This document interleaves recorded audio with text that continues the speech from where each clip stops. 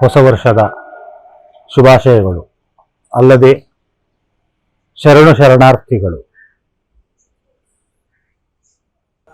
ಮೇಷಾದಿ ದ್ವಾದಶ ರಾಶಿಗಳಿರ್ತವೆ.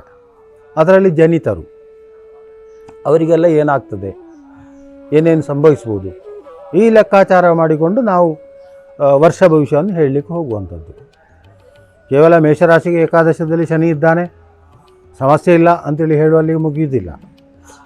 ಅವನು ಮಾಡಿದಂತಹ ಕರ್ಮಗಳು ಕೆಟ್ಟದ್ದಾಗಿದ್ದಿದ್ರೆ, ಅವನಿಗೆ ದೇವರ ದಯೆ ಇಲ್ಲದಿದ್ದರೆ, ವಿಪರೀತ ಉದ್ವೇಗದಲ್ಲಿ ಇರ್ತಿದ್ರೆ, ಬಂದ ಲಾಭವೂ ಕೂಡ ಉಪದ್ರಕ್ಕೆ ಹೋದೀತು, ಅದರಿಂದ ತೊಂದರೆಗಳೇ ಬಂದಿತು. ಇನ್ನು ರಾಶಿಯ ಭವಿಷ್ಯದಲ್ಲಿ ನೋಡಿದಾಗ ಮೇಷರಾಶಿಗೆ ಹೇಗೆ ಅಂಥೇಳಿ, ಮೇಷರಾಶಿಗೆ ಮಾರ್ಚ್ ನಂತರ ವ್ಯಯಸ್ಥಾನದಲ್ಲಿ ಶನಿ ಬರುವಂಥದ್ದು, ಈಗ ಏಕಾದಶದಲ್ಲಿ ಶನಿ ಬರುವಂಥದ್ದು. ಆ ಶನಿ ಸಂಚಾರ ಕಾಲ ಅವನು ತುಂಬ ಲಾಭವನ್ನು ಕೊಡ್ತಾನೆ, ಉನ್ನತ ಕೀರ್ತಿ ಇತ್ಯಾದಿಗಳನ್ನೆಲ್ಲ ಕೊಡ್ತಾನೆ. ನಂತರ ಅವನೇನು ಮಾಡ್ತಾನೆ, ವ್ಯಯಸ್ಥಾನಕ್ಕೆ ಹೋಗ್ತಾನೆ. ಮಾರ್ಚ್ ನಂತರ ವ್ಯಯಸ್ಥಾನಕ್ಕೆ ಹೋಗ್ತಾನೆ. ವ್ಯಯಸ್ಥಾನಕ್ಕೆ ಹೋದರೂ ಕೂಡ ಮೇಯವರೆಗೆ ಅವನಿಗೊಂದು ರೀತಿಯ ದೇವರ ದಯೆ ಇರ್ತದೆ. ಯಾಕಂತ ಹೇಳಿದರೆ ಮೇಷರಾಶಿಗೆ ದ್ವಿತೀಯ ಸ್ಥಾನದಲ್ಲಿ ಗುರು ಇರೋದ್ರಿಂದ ಅವನ ಯೋಚನೆಗಳು, ಲೀಡರ್ಶಿಪ್ಗಳು ಎಲ್ಲ ಚೆನ್ನಾಗಿರ್ತದೆ. ಮೇಯ ನಂತರ ಈ ಲೀಡರ್ಶಿಪ್ಪು, ಲಾಭಗಳ ಪರಿಣಾಮಗಳು ಮೇಯ ನಂತರ ಗೊತ್ತಾಗ್ತದೆ. ದುರಿತ ಸ್ಥಾನಕ್ಕೆ ಹೋಗ್ತಾನೆ, ತೃತೀಯಕ್ಕೆ ಹೋಗ್ತಾನೆ. ತೃತೀಯಕ್ಕೆ ಹೋದಾಗ ಅಲ್ಲಿ ಒಂದೊಂದೇ ಸಮಸ್ಯೆಗಳು ಶುರುವಾಗ್ತದೆ. ಆದರೂ ಕೂಡ ಮೇಯಲ್ಲಿ ರಾಹು ಏಕಾದಶಕ್ಕೆ ಬರ್ತಾನೆ. ಅಲ್ಲಿ ಅವನಿಗೆ ಈಗೋ, ಪ್ರತಿಷ್ಠೆಗಳು ಇತ್ಯಾದಿಗಳೆಲ್ಲ ಜಾಸ್ತಿ ಆಗ್ತದೆ.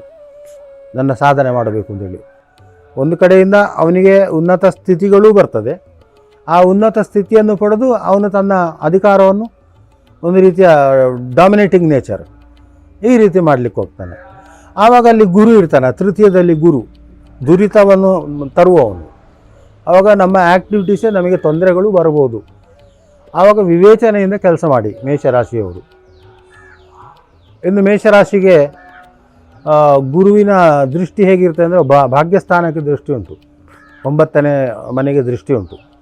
ಆ ಭಾಗ್ಯಗಳು ಬರಲಿಕ್ಕೆ ಶುರುವಾಗ್ತದೆ. ಒಂದು ಕಡೆಯಿಂದ ವ್ಯಯವು, ಖರ್ಚು ಆಗ್ತದೆ. ಇನ್ನು ಈ ಗುರು ನೋಡುವುದು ಏಕಾದಶ ಸ್ಥಾನವನ್ನು. ಆವಾಗ ನಾವು ಇಲ್ಲಿ ಏನು ಹೇಳ್ಬೋದು ಅಂತ ಹೇಳಿದರೆ, ಅಧಿಕಾರ ಬಯಸುವವರಿಗೆ, ಅದರ ಅರ್ಹತೆ ಇದ್ದವರಿಗೆ ಒಳ್ಳೆಯ ಅಧಿಕಾರ, ಪ್ರಮೋಷನ್ಗಳು, ಉದ್ಯೋಗದಲ್ಲಿದ್ದರೆ ಪ್ರಮೋಷನ್ಗಳು ಸಿಕ್ಕಬಹುದು. ಇನ್ನು ರಾಜಕೀಯ ಮಂದಿಗಳಿಗೆ ತನ್ನ ಪಕ್ಷದಲ್ಲಿ ಸ್ಥಾನಮಾನಗಳೆಲ್ಲ ಸಿಕ್ಕುವಂಥದ್ದು ಯೋಗ ಉಂಟು.